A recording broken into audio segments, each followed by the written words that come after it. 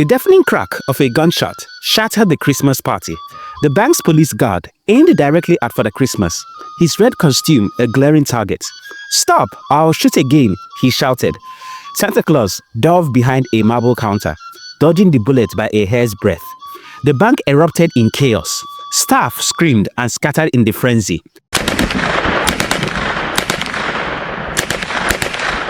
"Stay down, everyone! Stay down!" yelled the security men. But why would Santa Claus rob a bank? I mean, he is Father Christmas. He is supposed to bring happiness, right? But in this story, he is a bank robber.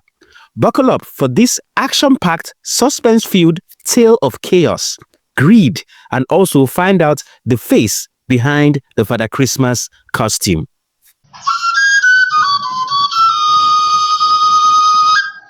The sun had barely risen over Lagos, but the city was already alive with the buzz of activity. Cheta, a slim young man of 25, with tired eyes and shoulders that bore the weight of burdens beyond his young age, made his way down the bustling street. His uniform, a faded green cleaner's t-shirt, clung to his frame as if it too understood his struggles.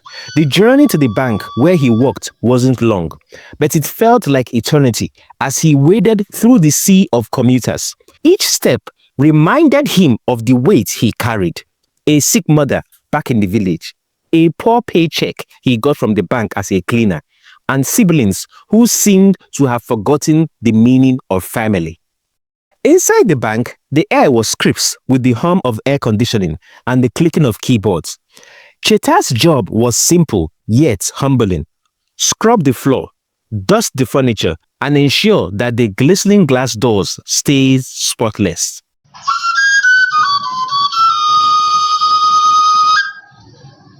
"Morning, Cheta," BC, the front desk receptionist, greeted him with a small smile. She was one of the few people who treated him with kindness. "Good morning, BC," Cheta replied with a faint smile that didn't quite reach his tired eyes. As he moved his mop across the marble floor, his mind wandered to his mother, lying on the bamboo bed in the crumbling village house. Her frail body and labored breathing haunted him. Last week, he had sent what little he could spare for her medication, but it was never enough. His phone buzzed in his pocket, a text message. Wiping his hands on his overall, he read it. "Mama is not getting better." The sender was Onyeka, his eldest brother. Cheta frowned. Onyeka was the only one among his siblings who seemed to care about their mother's health. But Onyeka was limited by his circumstances. At 38 years, and being the first child among the 4 siblings, he, Onyeka, was a shadow of his former self, bedridden by illness and weighed down by the memory of better days. The irony wasn't lost on Cheta. Onyeka had once been the breadwinner for their family when their father passed away. Onyeka had stepped up, using his savings to start businesses for 2 of his immediate siblings, Donatus and Cyril. But when misfortune struck Onyeka, the same brothers he had uplifted turned their backs on him.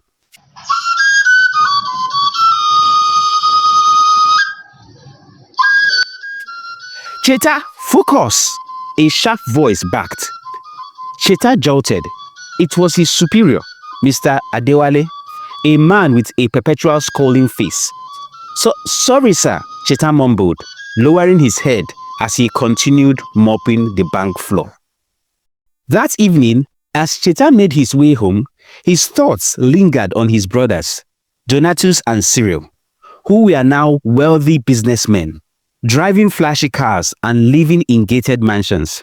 Yet, they refused to lift a finger to help their mother or Onyeka. Cheta, the last born with a poor-paying job, is now the one catering for their mother and Onyeka, who were in the village. Cheta arrived at his one-room apartment. He sat down heavily, staring at the cracked ceiling. His phone rang and he answered without checking the caller ID. "Cheta, it's me." Onyeka's weak voice came through the line. "Brother Onyeka, how are you feeling?" Cheta asked, sitting up. "Not well, my brother. Mama's condition is worsening. The herbal medicine aren't working anymore. She needs to see a proper doctor. Cheta's chest tightened. I will try to send some money, he said, knowing full well that his next paycheck wouldn't stretch far enough. Don't worry, Cheta, Onyeka said after a pause. You are doing your best. If only Donatus and Cyril would remember the family that once stood by them. Cheta clenched his fist and asked Onyeka, have you spoken to them? Onyeka replied, I tried. Cyril said he would think about it, but that was weeks ago. Donatus didn't even take my call. Onyeka's voice broke and Cheta's heart ached for him. Meanwhile, across town, Donatus sat in his expensive living room, sipping a glass of wine, his wife Nneka relaxing on a plush sofa. That Cheta boy is still pestering you, Nneka asked arrogantly. Don't mind him, Donatus replied with a chuckle. He's always talking about mama this, mama that. Can't they manage their problems without dragging me into it? Nneka hissed and replied, you have done enough for them. Focus on your own family. My father needs money to repair his roof. That's more important. All right, my darling, Donatus said. I will send your father the money he needs. Nneka went close to her husband and kissed him. Cyril wasn't much different. At the dinner table with his wife, Christy, he was mocking his poor brothers, Onyeka and Cheta. Christy herself said to her husband, your family seems to think you are their personal ATM. Cyril replied, they need to learn self-reliance. Christy nodded approvingly, already planning the next expensive gift she would demand from him. Cheta's days blurred into a circle of work, worry, and restless nights. One evening, after sending a small amount of money to Onyeka for their mother's medicine, he sat down to write an email to his brothers. To Donatus and Cyril, I hope this message finds you well. I am writing as your brother, not to beg, but to remind you of the family we once were. Mama is dying. Onyeka is suffering. You have the power to make a difference. Please remember the sacrifices that brought you to where you are today. He sent the message to both brothers, but deep down, he didn't expect a response. A week later, as Cheta cleaned the bank lobby, his phone buzzed. It was a message from Cyril. Stop sending me emotional blackmail. Handle your problems like a man. Cheta stared at the screen, anger and despair boiling within him. He shoved the phone back into his pocket and resumed his work. But the fire in his chest refused to die down. Later that evening, he received another call from Onyeka. Cheta, Mama's condition is critical, Onyeka said. If we don't act fast, we might lose her. Cheta hung up and sat in the darkness of his room, tears streaming down his face. He felt trapped, powerless, and alone. But as the night deepened, a resolve began to form within him. If his brothers wouldn't help, he would find a way to save his mother on his own, even if it meant risking everything.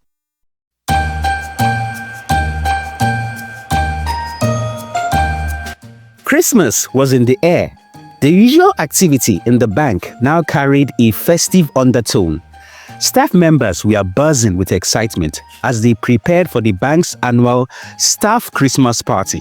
It was a tradition everyone looked forward to, except for Cheta, who now saw it as an opportunity for something far more bigger. The idea had struck him like a lightning one cold, restless night in his cramped room. The bank's party would be a perfect cover. No one will suspect the lowly cleaner planning and executing a bank robbery. Cheta had never cared for the bank's holiday party in previous years, but this time he was buzzing with enthusiasm. BC, I heard you are heading the planning committee this year, Cheta said one morning, trying to sound casual as he polished the reception desk. Yes, I am, she replied, aching an eyebrow. Why are you asking, Cheta? Well, he said, leaning forward, I was thinking I could help out. You know, decorations, logistics, running around. I would really love to be involved this year. BC looked surprised. You? But you have never shown interest before. Cheta flashed a sheepish grin. I just thought, why not? It's Christmas after all. BC shrugged and said, all right, I guess we could use the help. The planning committee could always use an extra hand. By the end of the day, Cheta had been roped in as the unofficial secretary of the committee. He diligently took notes during meetings, scribbled out to-do lists, and even suggested themes, all the while silently observing the layout of the bank and its weaknesses. Far across the city, in Donatus' mansion, his wife, Nneka, was busy scheming. The lavish living room smelled of expensive perfume, and the sound of her long nails tapping on her phone echoed in the air. Her ex-lover, Desmond, was on the other end of the call. Are you sure about this, Nneka? Desmond's voice was low, almost a whisper. Desmond, do you think I am playing? I have been with Donatus for years, and all I've gotten is the stress of looking at his ugly face, and I'm just tired. To make it worse, he wants us to have a child. And I cannot, Desmond. You are the love of my life. I want to have children for you and you alone, Nneka said passionately. Desmond replied, but what about money, my dear? We need money to start a family. Nneka laughed wickedly and whispered, I have a plan, my love. What's the plan? Desmond asked. Nneka glanced at the hallway to ensure Donatus wasn't eavesdropping. I will slip something into his wine. Once he's dead, I will take the loads of cash in his safe and disappear with you. Just make sure you don't mess this up, Desmond warned. Nneka replied, I never mess up. She hung the phone with an evil smile in her eyes.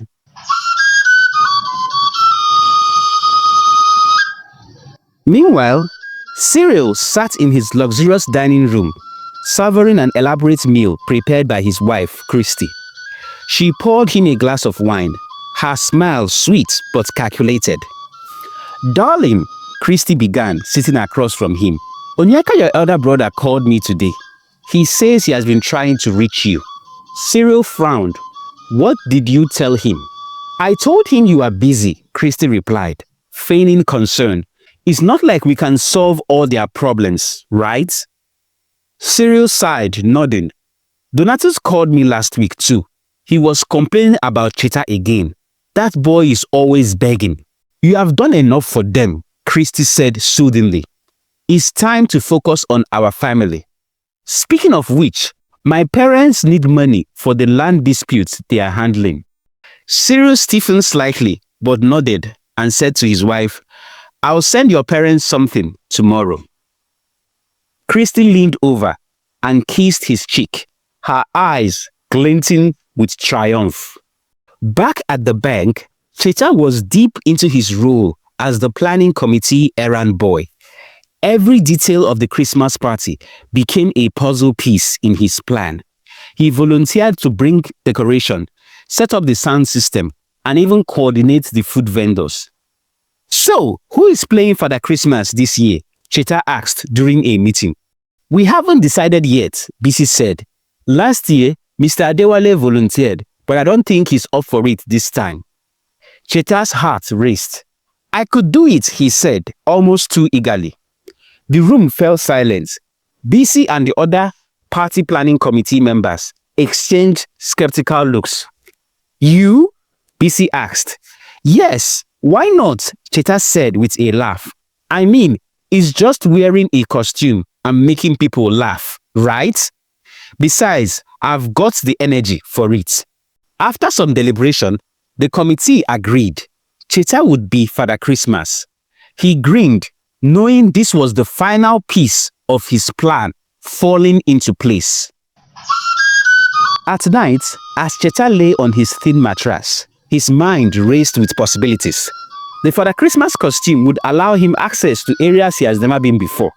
The safe in the manager's office, the vault in the basement. He had studied them all during his cleaning rounds. He clutched his phone, scrolling through the pathetic balance in his bank account. The image of his mother's frail face flashed in his mind. If this bank robbery worked, he could take her to the best hospital, buy her medications, and finally give her the life she deserved. But as he closed his eyes, doubts crept in. What if he got caught? What if the plan failed? Cheta shook his head, banishing the thoughts. He had no choice. Desperation left no room for second guessing. Little did Cheta know, his scheme was only part of a larger web of deceit and danger. Nneka was preparing to eliminate Donatus, her husband, and Christy was tightening her grip on serial finances. The holiday season, meant to bring joy and warmth, was fast becoming a backdrop for greed, betrayal, and desperation. And as the bank's Christmas party drew closer, Cheta's anticipation grew. He had no idea that the choices he was about to make would not only change his life, but entangle him in a spiral of chaos far beyond his imagination. After the usual working hours in the bank, the staff members got ready for the Christmas party. The bank hall sparkled with an air of festivity. Strings of glittering lights hung from the ceiling, colorful balloons swayed lazily, and a decorated Christmas tree stood tall in the corner. The staff Christmas party was in full swing, laughter echoing across the polished marble floor. Cheta, dressed in an oversized Father Christmas costume, stood in the center of it all, and his fake white beard barely concealing the intensity in his eyes. Ho ho ho! Who has been naughty and who has been nice? Cheta's deep, exaggerated Santa voice sent the staff into laughter.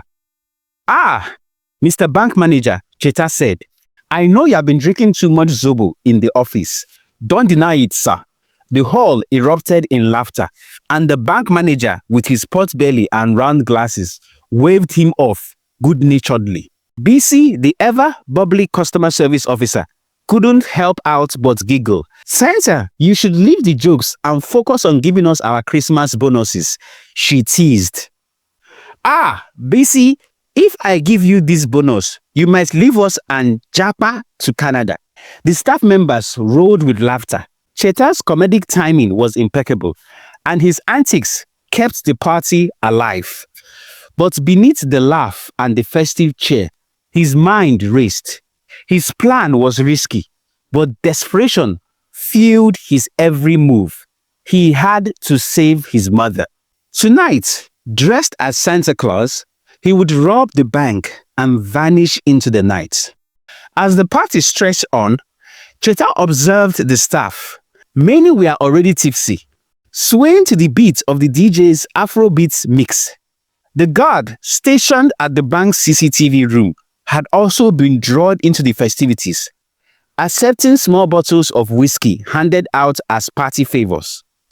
Cheta had ensured that the drinks kept flowing.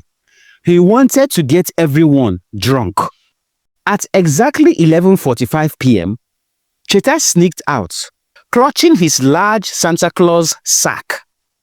The bank's special counter, where cash was stored before being moved to the vault, was on the far side of the hall. Cheta slipped through the drunk crowd, his heart pounding. He pushed open the side door that led to the counter. The bag over his shoulder felt heavier, not because of its weight, but because of the gravity of what he was about to do. As he filled the sack with the bundles of cash, he kept his ear turned to the sound of the party. The muffled laughter and music gave him a sense of security. He had just zipped up the bag when the sound of a chair scraping against the floor made his heart skip. The security personnel in the CCTV room had seen Cheta's silhouette bending over the cash counter. At first, they dismissed it as a drunk bank worker joking around. But as they watched the figure hastily stuffing money into the Santa sack, suspicion gripped them. One of the security men, slightly tipsy, but still alert, grabbed his gun and left the room. "Hey you, stop!" the security man yelled, his voice cutting through the music. Cheta froze for a split second, then bolted. The security officer fired. But the bullet narrowly missing Cheta and ricocheting off the counter. Screams erupted from the staff members as pandemonium broke out. They all dove for cover, some ducking under the table, while others clutched their drinks in shock.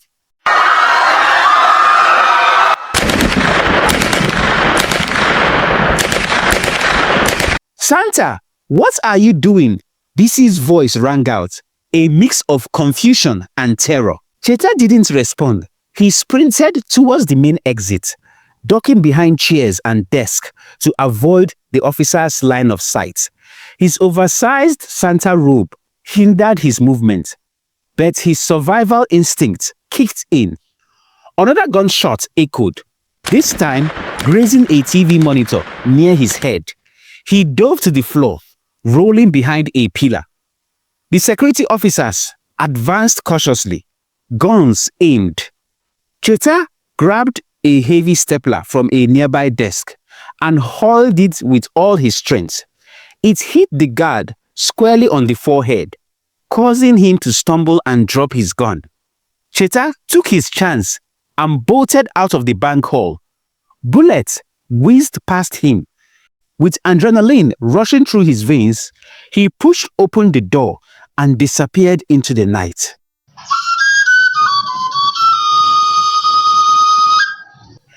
Cheta ran for several blocks and quickly changed his Father Christmas outfit. But his Santa Claus bag slung over his shoulder. He found a night bus loading passengers. He entered the bus and looking through the bus window, he saw police cars and sirens blasting and rushing towards the bank. Even the people in the bus were excited and talked about the bank robbery that just happened. The radio in the bus was announcing the robbery and that a serious manhunt for the armed robber who robbed the bank dressed in a Father Christmas costume was ongoing, and that the police would do everything within their power to get the culprit. Cheta's heart was pounding with fear. Will he make it out of Lagos? Was he going to be caught by the police? Can Cheta save his mother's life? And what about Nneka, who was planning to kill her husband, Donatus? Stick around for the part 2 of this action-packed suspense thriller from Zubi Films Legend Stories. Even when you feel low, you can still go. Even when you feel slow, you can still go. Even when there's no hope, you can still go. I never answer to no, man, I still go. Go, go, go, go, go, go, go, go, go, go, yo, go, go, go. Hustle hard, hustle every single day. I'll be making moves till I'm buried in my grave. To the system, I don't wanna be a slave. I've been doing shit my way, or the highway.